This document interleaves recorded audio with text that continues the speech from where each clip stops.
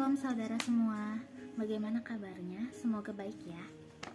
Dalam hidup kan kita masih memiliki tujuan hidup. Nah, dalam menentukan tujuan hidup itu, sebelumnya kita harus mau dibentuk untuk menjadi keluarga Allah sebagai anak-anaknya Yesus Kristus. Dalam Filipi 4 ayat 19 menyatakan benefit untuk menjadi keluarga Allah adalah Allahku akan memenuhi segala keperluanmu menurut kekayaan dan kemuliaannya dalam Kristus Yesus. Ketika kita menjadi anak-anaknya Yesus Kristus, maka kita akan mendapatkan warisan dari Tuhan, yaitu kita dapat bersama dengan Tuhan selamanya karena kita menjadi bagian dari Kristus Yesus itu sendiri. Lalu kita akan diubahkan menjadi seperti Kristus. Kita dibebaskan dari rasa sakit, kematian dan penderitaan, lalu kita diberikan upah dan ditugaskan di posisi pelayanan. Lambang sebagai kita adalah keluarga Kristus adalah baptisan.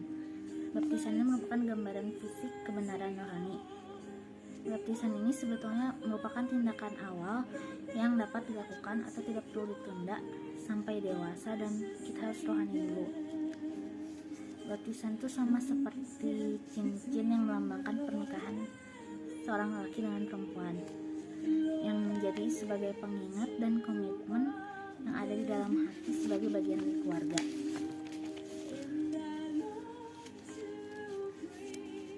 Alasan kita hidup sendiri adalah kasih. Yesus mengajarkan kita kasih pertama kali. Bagaimana cara mengasihi, dan mengajarkan bahwa kasih itu adalah fondasi atas setiap perintah dan yang Dia berikan untuk kita lakukan.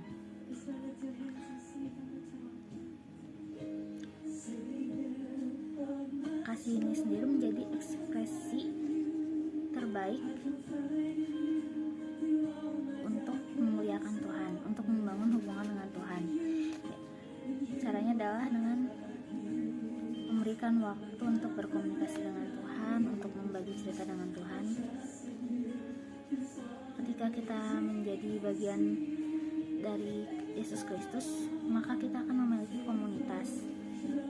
Nah, komunitas ini itu akan membantu kita untuk semakin dekat dengan Yesus.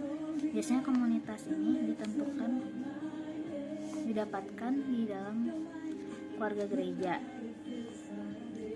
Nah, mengapa kita memerlukan itu?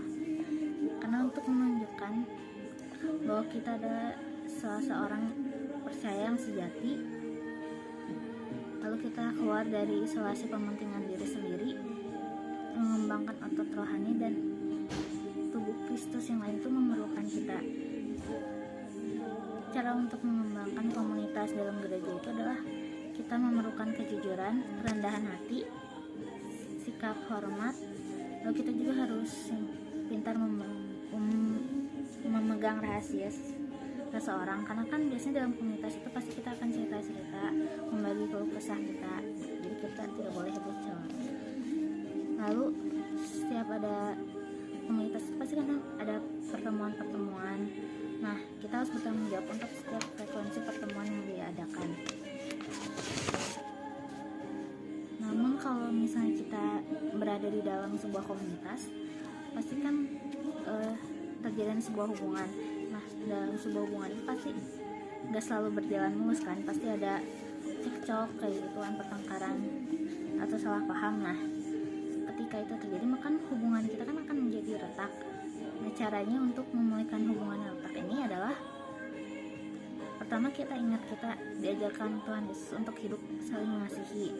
Lalu kita harus mempunyai prinsip standar sendiri, yaitu kalau serusak apapun, seretak apapun sebuah hubungan, pasti dapat dipulihkan, apalagi di dalam Yesus Kristus.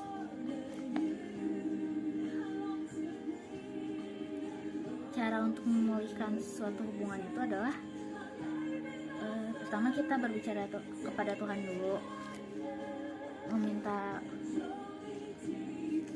jawaban untuk sebaiknya kita harus apa, terus kita menenangkan emosi kita dulu dalam Tuhan. Lalu walaupun misalnya kita lebih senior, kita lebih tua, atau kita merasa kita lebih lama dari dia gitu, kita harus berani untuk mengambil inisiatif untuk bertemu dengan dia dan memulihkan hubungan itu. Pertama udah gitu kita harus bersimpati pada perasaan mereka, jadi kita lebih mendengarkan apa keluh kesahnya sehingga hubungan kita ini bisa retak dengan mereka gitu.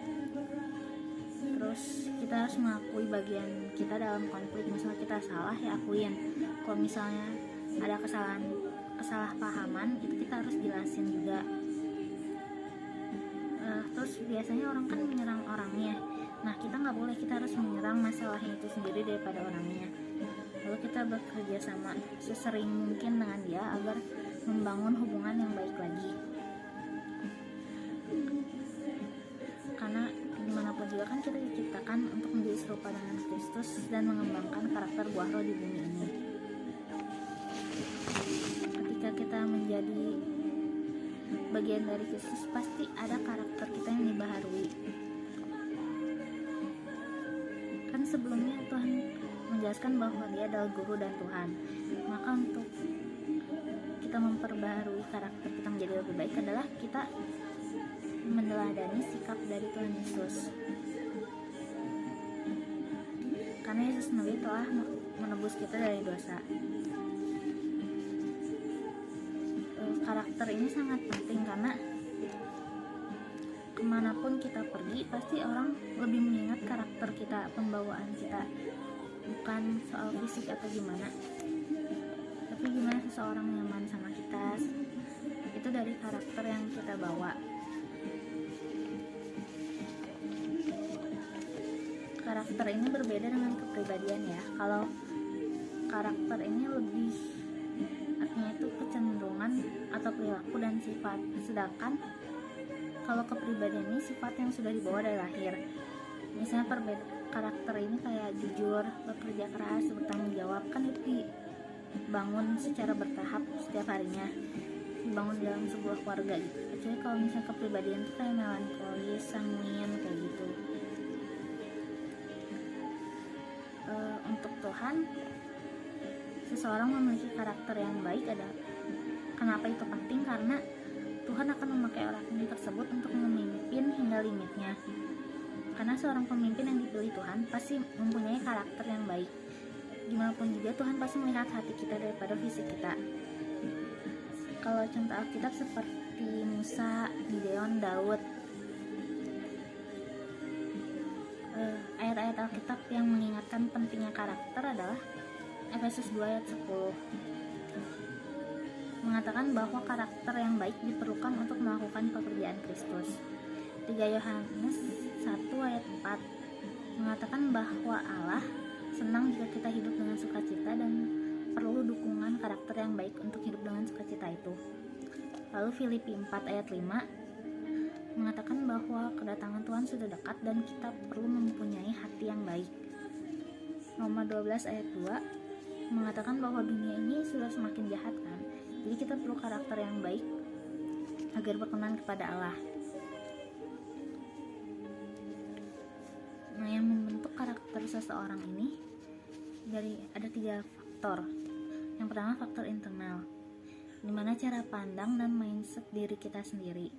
Lalu kedua ada faktor eksternal, lingkungan kita ini membangun kita seperti teman, keluarga, guru, dan lainnya.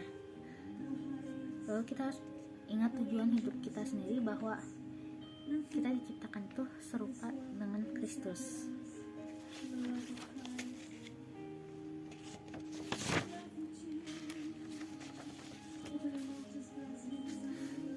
Membangun karakter Kristiani ini diperlukan keberanian untuk tampil beda. Karena kan sudah dikatakan bahwa dunia ini semakin jahat, berarti kita mungkin akan menentang hal-hal yang tidak kita inginkan misalnya. Lalu kita berserah kepada kedaulatan Allah. Kita juga harus memprioritaskan